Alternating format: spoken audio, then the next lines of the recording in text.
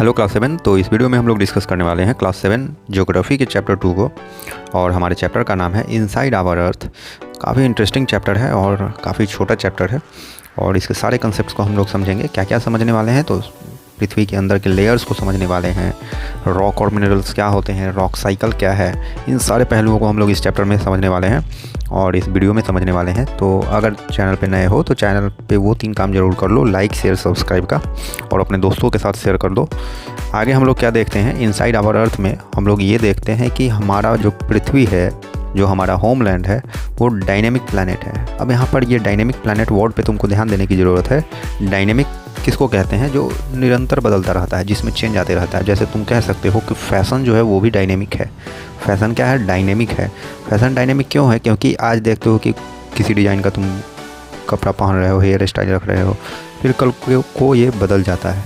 Means लगातार बदलता जाता है। ये नहीं कि वो बदल गया तो रुक जाएगा, फिर बदलेगा। तो इसलिए डायनेमिक वैसे चेंजेस को बोलते हैं जो निरंतर होता रहता है। तो हमारे पृथ्वी के साथ भी यही केस है कि पृथ्वी में भी जो लेयर्स हैं या जो फिजिकल स्ट्रक्चर आप ऊपर देखते हो वो निरंतर चेंज होता जाता है।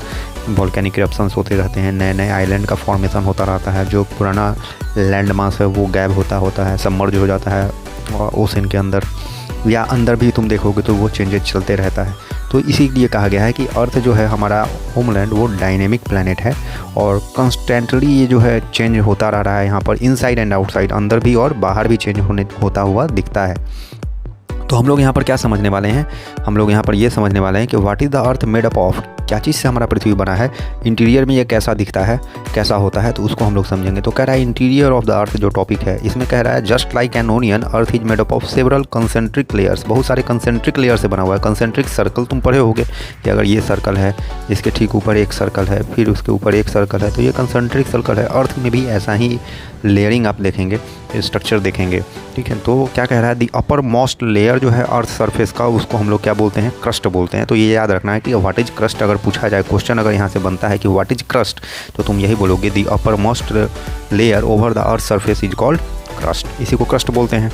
अब क्रस्ट के बारे में और क्या जानकारी दे रहा है कि it is the thinnest of all the layers, यह सबसे पतला है। तो ऑब्जेक्टिव क्वेश्चन यहाँ से तुमसे पूछ सकता है कि थिनेस्ट लेयर कौन सा है अर्थ के अंदर में, तो आप बोलेंगे कि क्रस्ट है। और सबसे बेहद जानकारी क्या दे रहा है कि it is 35 kilometre on the continental masses. मतलब जो पृथ्वी को के अगर सरफेस को देखोगे तो कुछ दूर पर क्या है? लैंड मास है, कहीं कहीं पर क्या है? वाटर है। तो जहाँ पर लैंड मास है वहाँ पर इसकी चौड़ाई कितनी है, मोटाई कितनी है? तो 35 किलोमीटर है। It is about 35 kilometre on the continental masses and 5 kilometre on the ocean floor. लेकिन वही समुद्र के फ्लोर पे देखोगे तो ये क्या है? 5 किलोमीटर है थिकनेस इसका। The main mineral constituents of the continental masses are silica and alumina.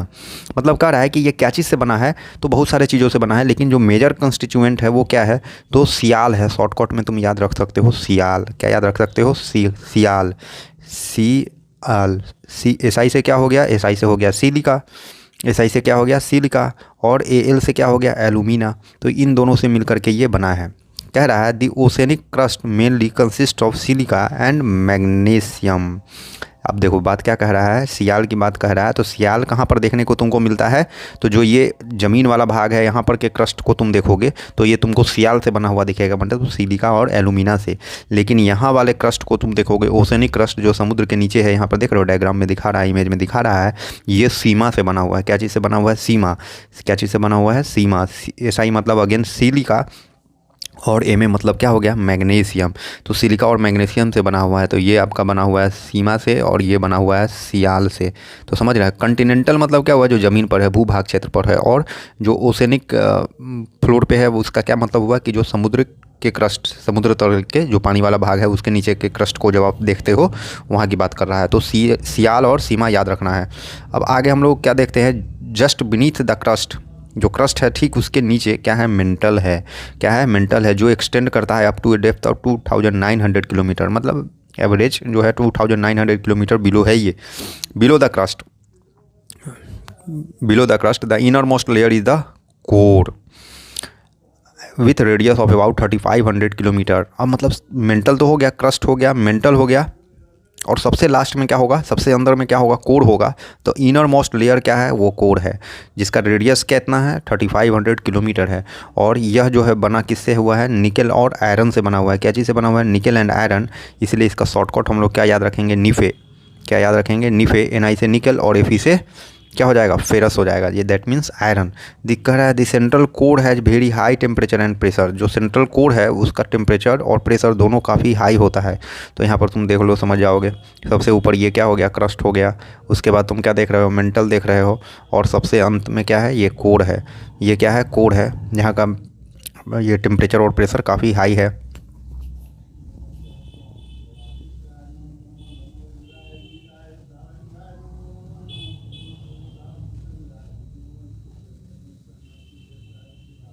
अब आगे तुम देखो, अब तुमको क्या बात कर रहा है, रॉक्स एंड मिनरल्स का। उससे पहले डू यू नो में दे रहा है।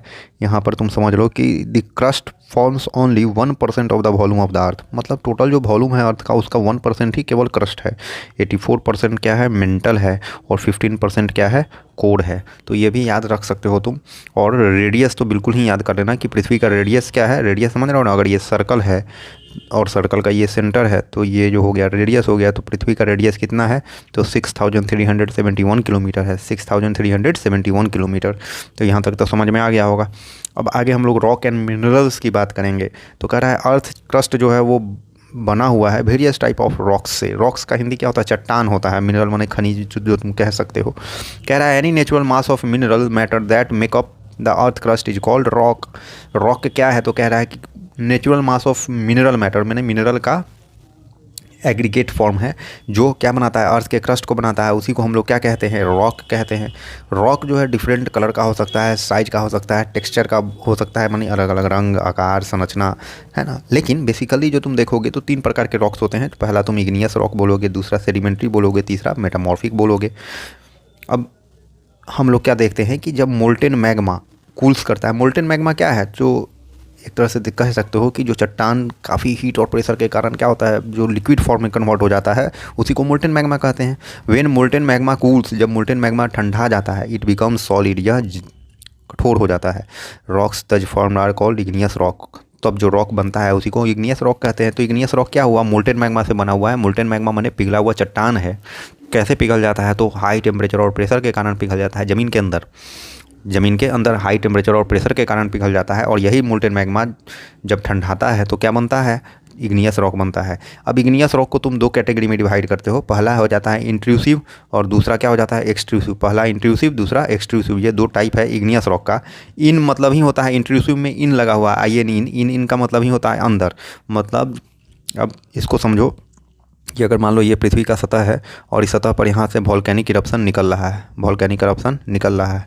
ये मोल्टेन मैग्मा जो है ये बाहर निकल रहा है, ये बाहर निकल रहा है। अब बाहर निकल रहा है तो ये ठंडाएगा, ये ठंडाएगा, बाहर में आके ये ठंडाएगा। जब ये ठंडाएगा तो ये एक चट्टान बन जाएगा। कैसा चट्टान बनेगा, चूँकि मोल्टेन मैग्मा से बना है तो ये बनेगा इग्नियस रॉक। लेकिन इग्नियस रॉक का तो 2 टाइप हम लोग पढ़े हैं। तो ये बाहर आके जब ठंडाता है तो इसको हम लोग बोलेंगे एक्सट्रूसिव। क्या बोल देंगे, एक्सट्रूसिव इग्नियस रॉक। एक्सट्रूसिव हो गया क्योंकि बाहर आ रहा है, एक्सट्रूसिव हो गया क्योंकि बाहर आ रहा है। लेकिन कुछ मैग्मा जो है यहीं पर ठंडा आ जाएगा, अंदर में ही ठंडा आ जाएगा। कुछ मैग्मा क्या हो जाएगा, अंदर में ही ठंडा आ जाएगा। तो जो मैग्मा अंदर में ठंडा आ जाएगा वो जो चट्टान बनाएगा, इग्नियस रॉक बनाएगा, उसको हम लोग बोलेंगे इंट्रूसिव। तो ये एक्सट्रूसिव है, इंट्रूसिव है।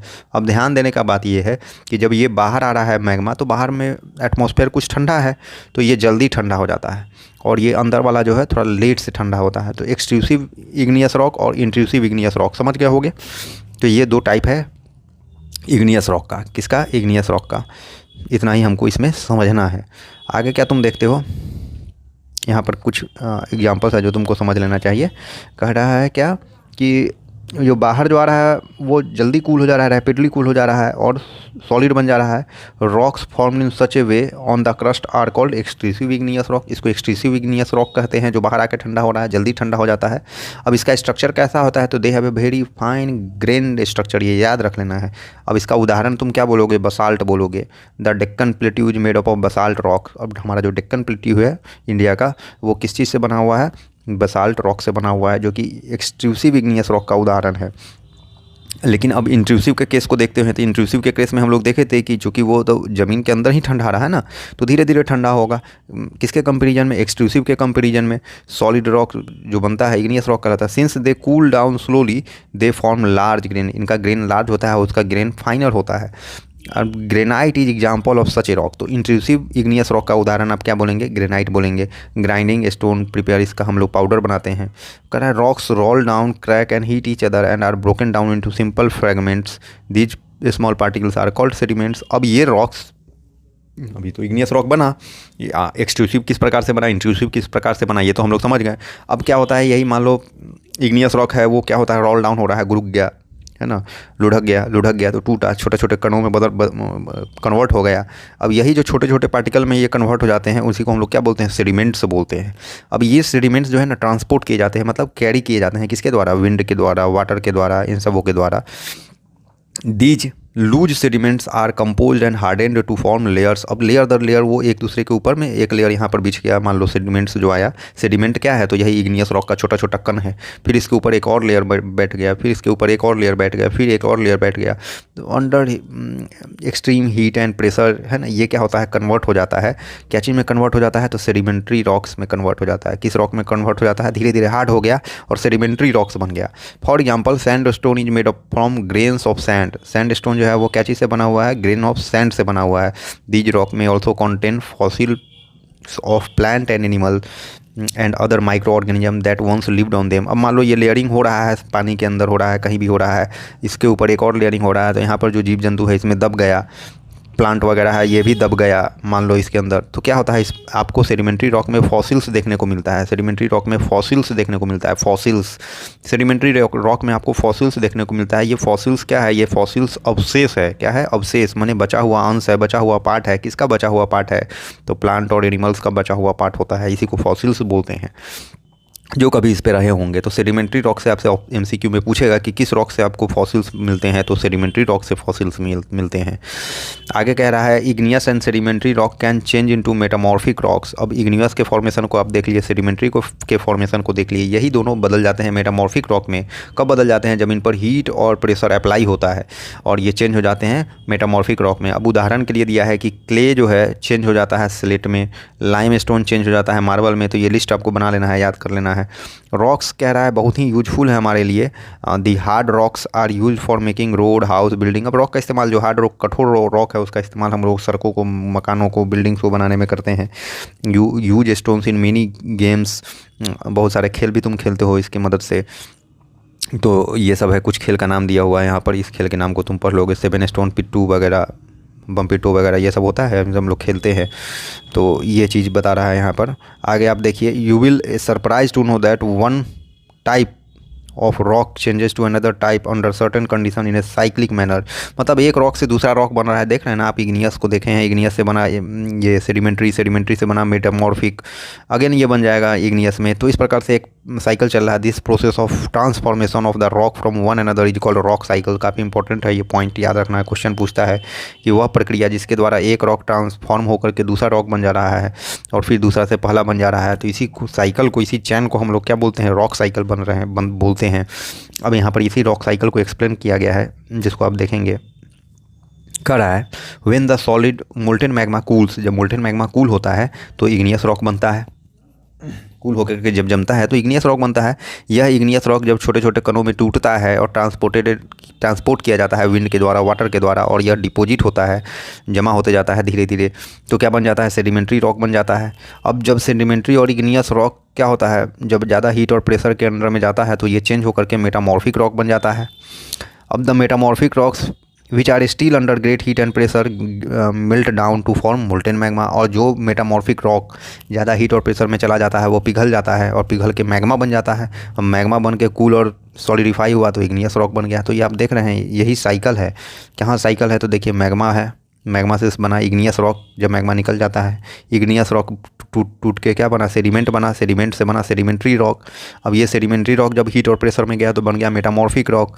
और यह मेटामॉर्फिक रॉक जब ज़्यादा हीट और प्रेशर पड़ गया तो ये पिघल गया, मोल्टेन बन गया, तो फिर बन गया लावा, और लावा से फिर बन गया इग्नियस। ये चक्र चलता रहता है, चलता रहता है, चलता रहता है, चक्की चलिंग एंड चलिंग। ठीक है, तो ये है हमारा रॉक साइकिल। लास्ट में क्या बता रहा है कि rocks are made up of different minerals, rocks बहुत सारे मिनरल से बने हैं। Minerals are naturally occurring substances, प्राकृतिक रूप से पाया जाता है ये मिनरल, और इसका कुछ फिजिकल प्रॉपर्टी है और डेफिनेट केमिकल कंपोजिशन है, माने रासायनिक बनावट भी फिक्स है कि ये मात्रा में ये चीज़ मिलता है। मिनरल्स बहुत इंपॉर्टेंट है मानव के लिए।